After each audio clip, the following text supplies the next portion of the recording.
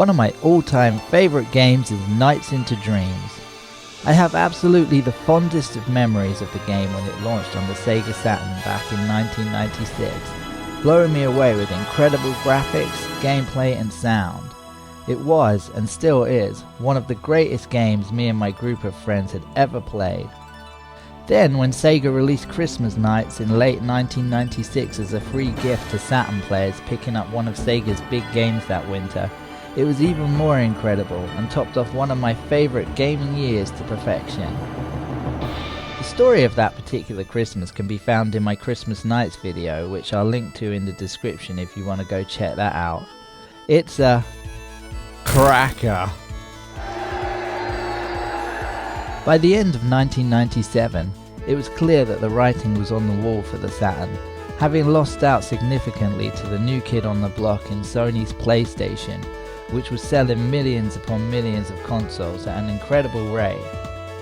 So when the Dreamcast was announced in 1998, I wondered if perhaps the time was right for Nights to make a triumphant return.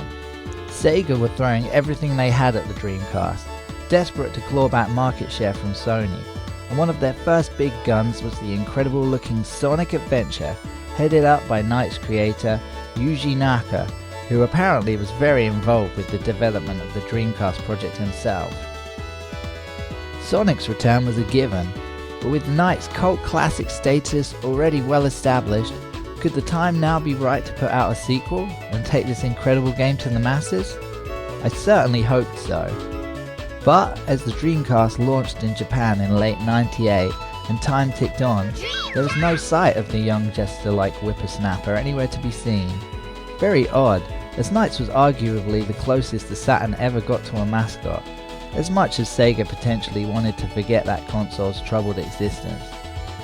But with Yuji Naka himself wanting to use Nights to reinforce Sega's identity, surely there had to be something Nights related in the offing. It wasn't until December 2000 that there was finally a hint of information about a Nights sequel, as in an interview in the UK's official Dreamcast magazine, issue 14, Yuji Naka spilled the beans on some behind-the-scenes happenings in the world of Nights.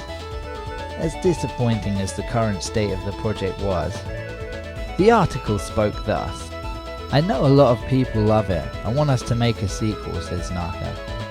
"But for us, it's a really important game. Like the way Spielberg likes E.T. so much, he won't remake it. I don't want to make another Nights." The hearts of thousands of Nights fans can be heard crash into the floor, interjected the official Dreamcast magazine. As soon as we realized this, we stopped making it. Stop making it? Questions ODM. Yes, we made it up to a certain point. You know linear sensors?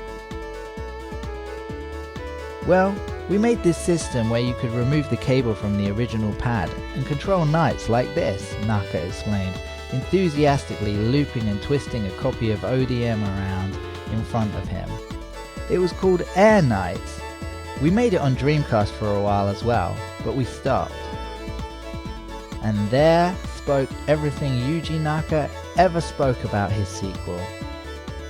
At the time, I couldn't really understand what on earth he was talking about, and in fact, reading this now, it's still kinda confusing. I think the part about linear sensors seems to relate to tilt and positional functionality. The example where he waved the rolled up magazine around I can obviously relate to more, as the illustration is close to what we actually got with the Wii controller, and specifically the way you could control Nights in the eventual sequel, Nights Journey of Dreams, as disappointing as that game turned out to be.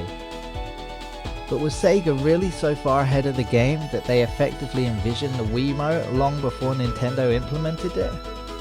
Well, it would certainly make these pictures of a Dreamcast prototype motion controller make sense. Even though they never released this, it's fascinating to be able to look back and see the interesting things they were dabbling in. And that was always something I loved about Sega. As out of pocket as they ended up, they'd like to try things out. Can you tell I'm still a Sega fanboy at heart? As it turns out, this technology did eventually go into the creation of Samba de Amigo's Maraca controllers, so it wasn't all just shelved entirely. And so, with that, that's all the info we ever seem to get about Yuji Naka's concept of a Night sequel. No beta of the game has ever showed up, and as far as I can tell, there's nothing more that's ever been said about it.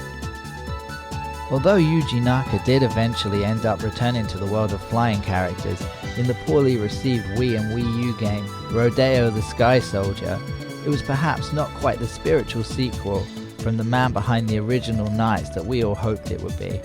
But then again, he never said it would be, and this wishful thinking was more of a personal hope than anything else. And while Journey of Dreams was probably not what Yuji Naka, or in fact us as fans, wanted out of a NiGHTS sequel, perhaps one day more will come out about Sonic Team's true follow-up, this elusive and mysterious Air NiGHTS, whatever state it's in.